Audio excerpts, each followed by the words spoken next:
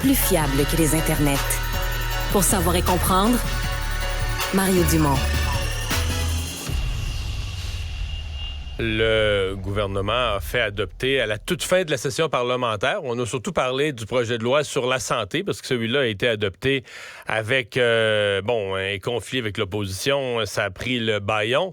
Il y a un autre projet de loi qui a été adopté à la toute fin de la session, celui-là en consensus avec l'opposition. Dans ce temps-là, ça fait peu de bruit quand tout le monde est d'accord, c'est le projet de loi 39. C'est une réforme de la fiscalité municipale, et c'est là-dessus que j'écrivais dans le journal de samedi. Là, ça permet une espèce de surtaxe sur l'immatriculation qui va être imposée par les villes. Ça touche pas Montréal, parce que Montréal avait déjà cette surtaxe sur l'immatriculation existe déjà pour Montréal, mais les autres villes qui ont du transport en commun vont pouvoir taxer pour financer leurs services de transport en commun. Ça a été dénoncé aujourd'hui vertement sur les réseaux sociaux par le chef du Parti conservateur du Québec, Éric Duhem. Bonjour, M. Duhem. Bonjour. Expliquez-nous comment vous la comprenez, vous, cette décision. Bien, d'abord, c'est une petite vite, j'appelle ça les petites vites de fin de session. Là, la dernière session, c'était les augmentations de salaire de 30 % aux députés. Rappelez-vous, dans les derniers jours où ça siégeait avant le congrès de la CAQ. Et là, avant le temps des fêtes, la dernière journée, un vendredi après-midi, quand les journalistes parlent du bâillon sur le projet de loi sur la santé et qu'on parle des grèves des employés du secteur public, les 4 partis à l'Assemblée nationale, à l'unanimité, vote en faveur du projet de loi 39 qui contient notamment ce que vous venez de décrire, c'est-à-dire que ils vont pouvoir ils donnent le pouvoir aux villes d'augmenter les immatriculations jusqu'à concurrence de 400 dollars par véhicule, ce qui est énorme là. Et c'est exactement ce que Québec. Oui, c'était entre 40 et 400 dollars. C'est toute une fourchette quand même.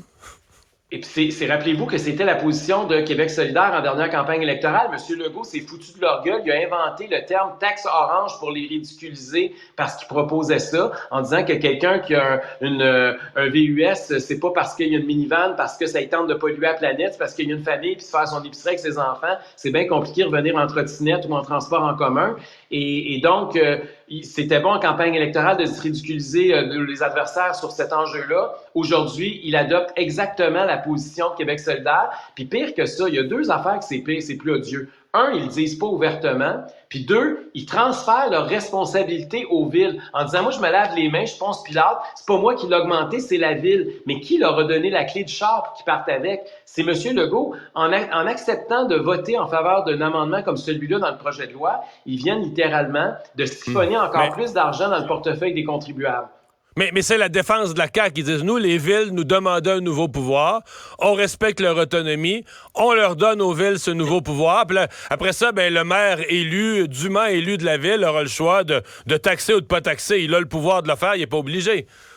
C'est ça, ils vont dire que c'est pas eux qui le taxent, c'est la ville qui taxe. Mais qui a donné le pouvoir de la ville? Comment c'est que la ville ne pouvait pas taxer, puis d'un coup, ils peuvent taxer? C'est parce qu'ils viennent d'adopter le projet de loi 39, comprenons juste ces mots. Puis l'autre affaire, le transport collectif, là, il y a un problème au Québec. Oui, il y a un problème de financement, mais il y a un problème qui est beaucoup plus large que ça. D'abord, il y a des dépenses dans ce domaine-là qui sont astronomiques. Quand on regarde les frais de gestion, c'est hallucinant. Et deuxièmement, depuis la crise sanitaire, on voit qu'il y a eu une baisse de l'achalandage. Et contrairement à l'automobile, les usagers sont moins de retour. Puis là, je ne sais pas les raisons. Il va falloir qu'on étudie ça. Est-ce que c'est parce qu'ils sont plus, les employés qui se promènent en transport en commun sont plus adeptes du télétravail? Est-ce que c'est parce que ces gens-là se sont achetés une auto pendant la crise sanitaire, puis aujourd'hui, ils ont le confort de leur voiture, puis ils veulent plus retourner en...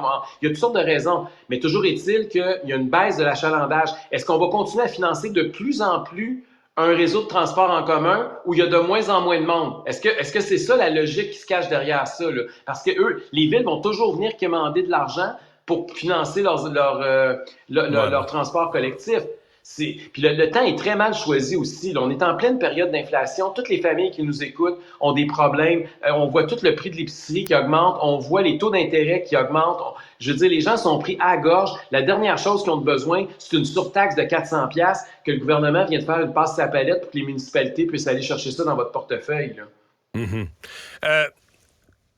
Est-ce que ça vous étonne que ça ait été adopté à l'unanimité? C'est à peu près sans débat? Comment ça se fait qu'il n'y a pas eu de débat? Ils ont déchiré leur chemise pour le projet de loi sur la santé, sur la centralisation des pouvoirs. Puis je comprends que ça va avoir un impact, là, mais l'autre, là, c'est direct dans notre portefeuille de tout le monde, jusqu'à 400$. Puis ça passe comme une lettre à la poste, puis il n'y a pas un seul député qui s'est élevé pour dire que ça n'a pas de bon sens. C'est hallucinant. Puis c'est pour ça que moi, vous savez, M. Dumont, je suis en croisade pour dire qu'il faut qu'il y ait une voix conservatrice à l'Assemblée nationale. On représente 13% des électeurs du Québec, puis qu'il n'y a pas un député sur 125, ça n'a aucun sens. Puis je comprends pourquoi ils ne veulent pas nous voir là, parce qu'ils ne veulent pas qu'il y en ait un petit en arrière, un tannant qui se lève et qui leur dise, écoutez, là, ça n'a pas de sens ce que vous êtes en train de faire là. Vous savez, la semaine passée, pas il y a 100 ans, là, le NPD, qui n'est pas une formation de droite ni conservatrice, là, le NPD au Manitoba, le nouveau gouvernement qui est avec un premier ministre autochtone, il vient d'annoncer qu'ils vont suspendre la taxe sur l'essence pour aider les automobilistes, pour aider les familles à boucler leur budget. Nous autres, au Québec, non seulement on ne baisse pas les taxes, mais on donne les outils pour que les villes surtaxent les automobilistes de 400$. Voyons, on est tombé sur la tête. Qu'est-ce qu'ils ne comprennent pas de la crise actuelle? Est-ce que vous pensez que... Vous n'avez pas de boule de cristal, mais qu'est-ce que vous pensez que les villes vont faire? Avez-vous l'impression que toutes les villes vont utiliser ce pouvoir-là? Moi, à date, j'ai posé la question seulement au maire de Québec que j'ai reçu en entrevue. Il m'a dit que c'était bien son intention, là. Mais avez-vous l'impression que toutes les villes vont utiliser le pouvoir? Bien, écoutez, c'est sûr qu'à partir du moment où les villes n'arrêtent pas de dire qu'ils ont besoin de financement, je veux juste vous rappeler que c'est les villes qui le réclamaient. Fait que d'après moi, ils réclamaient pas ça juste pour le fun de réclamer qu'il y a un amendement d'une loi, là. Ils réclamaient ça parce qu'ils voulaient que ça résonne en argent dans leur coffre, dans leur ville, là. Si les villes ont demandé ce pouvoir-là, c'est parce qu'ils veulent l'exercer. S'ils n'avaient pas voulu l'exercer, ils n'auraient pas mis autant de pression pour que ça soit adopté à l'unanimité en toute vapeur à l'Assemblée nationale. Donc, c'est évident que les villes vont utiliser ce pouvoir-là, puis que les contribuables vont se ramasser avec une facture assez salée, merci. Puis c'est toujours le même problème. C'est toujours, on veut taxer plus le monde, mais on veut pas porter la responsabilité. Fait que là, ils vont dire, c'est le gouvernement du Québec qui voulait pas nous donner d'argent, parce qu'eux autres aussi vont jouer le jeu, là. Ça va être la balle de ping-pong entre les villes puis le gouvernement du Québec pour savoir à qui il faut mettre le bonnet d'âne pour blâmer pour ce 400$-là ou 100$-là ou 50$-là qu'ils vont venir chercher dans nos poches. Là, les villes vont dire, nous autres, c'est parce qu'ils n'ont pas voulu nous donner d'argent du financement, ils nous ont donné ce pouvoir-là à la place. Puis le gouvernement du Québec va dire, non, nous autres, on est contre ça, mais on leur a donné le pouvoir, mais c'est l'autonomie des villes, mais nous autres, on n'est pas d'accord avec cette taxe-là. Ça tient pas debout, là. Ultimement, on est le même contribuable, que ce soit le politicien municipal ou le politicien provincial qui nous tape sa tête puis qui nous envoie des taxes, c'est toujours le même portefeuille qui va finir par payer à la fin de la journée, là. Vous avez mentionné tout à l'heure la baisse de la fréquentation du transport en commun. C'est un sujet qui m'intéresse parce que moi, je l'ai abordé, j'ai soulevé les questions. Puis, bon, je veux dire, techniquement, là, si t'es un gouvernement, t'es un service public, puis, mettons, t'as des heures de piscine. Puis à certaines heures, il n'y a jamais personne. Est-ce que tu vas laisser 8 employés pour gérer la piscine quand elle est toujours vide à ces heures-là? Tu vas réduire les heures, réduire les coûts, mieux gérer les budgets de la ville. Dans le cas du transport en commun, il y a un autre raisonnement différent qui s'applique parce qu'on va toujours nous dire, oui, mais là, faut remplacer l'automobile, faut améliorer le transport en commun. Fait que si, exemple, un autobus qui passe aux 10 minutes, ben si on l'étend aux 12 minutes parce qu'on va en passer un de moins à l'heure parce que de toute façon, il est à moitié vide, là, on va nous dire, mais là, ça n'a pas de bon sens. On détériore la qualité du service en commun. Ça fait une raison de plus aux gens de prendre leur auto. On est à l'étape qu'il faut qu'on améliore, on investit, on améliore le service. Puis à un moment donné, ça va devenir tellement bon, tellement de confort, tellement de fréquence que les gens vont le prendre. Vous vous situez où sur ce raisonnement-là, vous? Bien, d'abord, il n'y a pas une entreprise dans le monde qui fonctionne avec un raisonnement en disant moins il y a de monde, plus il faut en mettre. Il y a pas, je veux dire, c'est une logique, c'est une illogique, mais économique. À partir du moment où il y a moins d'usagers, bien évidemment qu'il faut réduire les coûts. C'est pas s'il y a moins de monde, il faut s'ajuster là. Et c'est pas vrai que quand même qu'on mettrait des autobus toute la nuit. Vous avez pas vu le film If you build it, they will come? Ben c'est ça, on le sait à Québec, on a construit un centre Vidéotron parce que les Nordiques s'en venaient. Là. Je peux vous dire que c'est pas arrivé. Là. Fait que, tu sais, faut faire attention à croire aux policiers quand ils nous disent que quand ils vont offrir quelque chose, qu'automatiquement il y a quelque chose d'autre qui va se produire. Là, c'est pas toujours le cas. Donc moi je pense qu'il faut être responsable économiquement. L'argent public est compté, il est précieux et il va falloir en tenir compte. Et il n'est pas question qu'on continue à mettre de plus en plus d'argent dans un réseau qui est de moins en moins performant. Il va falloir qu'on trouve des indicateurs, il va falloir trouver une façon d'attirer le monde ou de réduire les services. Il n'y a pas 50 solutions, là. Je vous amène sur un autre sujet. Quel bilan vous faites de votre session parlementaire?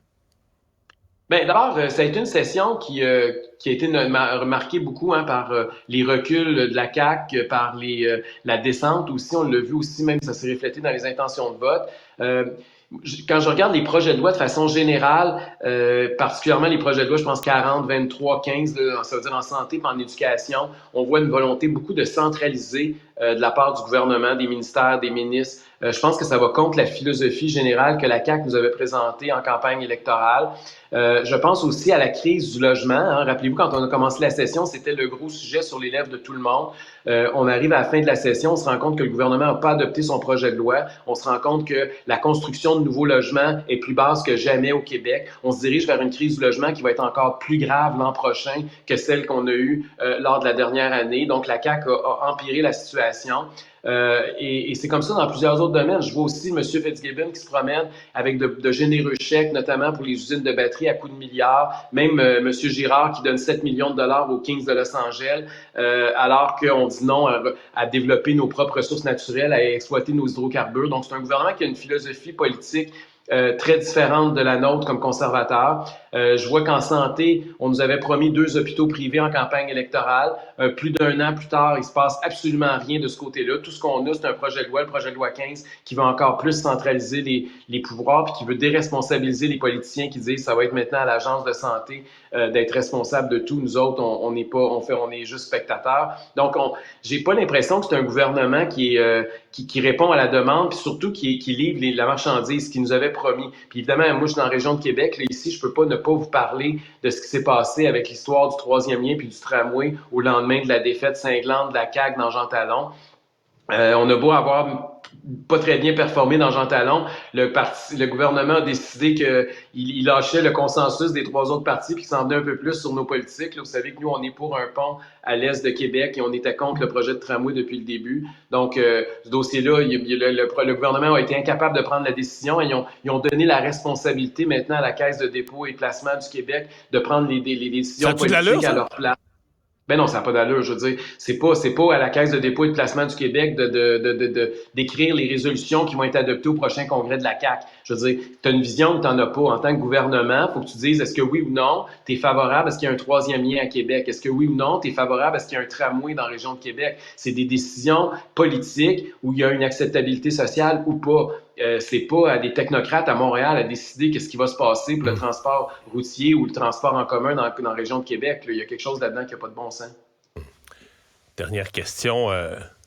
Vous nous parlez de votre philosophie politique différente. On fait quoi avec la situation des grèves qui se prolongent, les enfants qui sont pas à l'école encore toute la semaine, la rumeur grandissante que ça pourrait être...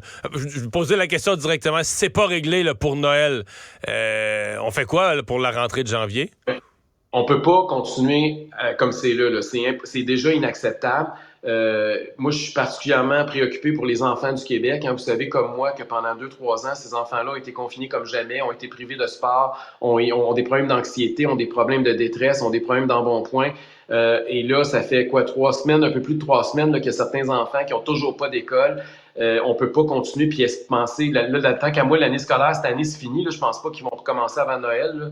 Là. Ça fonctionnera juste pas. Mais c'est certain qu'en début, au retour des vacances de Noël en janvier, il faut que les enfants du Québec soient ces bancs d'école. Là. Il n'y a aucune excuse possible. Il faut accentuer la pression et sur les syndicats et sur le gouvernement. Il faut qu'il Une entente à tout prix, une loi spéciale? Ben, c'est un ou l'autre, là, je veux dire, ça prend un règlement du conflit. Les deux vont mettre fin au conflit. Là. Je comprends que c'est pas tout à fait de la même façon, là, mais il va falloir que ça soit clair, que la pression soit suffisamment forte des deux côtés pour qu'il y ait une entente au plus sacrant. Parce que la pire des situations, c'est celle qui est actuellement sur la table. Parce que non seulement, c'est même pire que ce qui s'est passé pendant le confinement, parce que là, on est en train de créer différentes catégories d'élèves au Québec. Il y a des enfants là, qui sont dans le secteur privé, qui ont eu 0 jour de perte d'école. Il y a des enfants qui, dépendamment du syndicat, il y en a qui en ont eu quelques jours, puis il y en a qui sont rendus à plusieurs semaines. Comment on va faire quand on va arriver aux examens du ministère? On va avoir des enfants parce qu'à cause de la région où ils habitent ou à cause du syndicat qui représente les profs dans leur établissement, ne seront pas au même niveau que les autres au Québec. Ils sont en train de créer un absurdistan. Là. Il faut faire quelque chose. Ça n'a pas de bon sens ce qu'on est en train de faire vivre aux enfants du Québec. Le gouvernement n'a pas le choix. Il doit régler ou il doit adopter une loi spéciale dans le temps des fêtes. Il faut qu'au retour, là, les enfants retournent à l'école. Éric Duhem, merci. Toujours un plaisir. Merci, M. Dumont. Au revoir.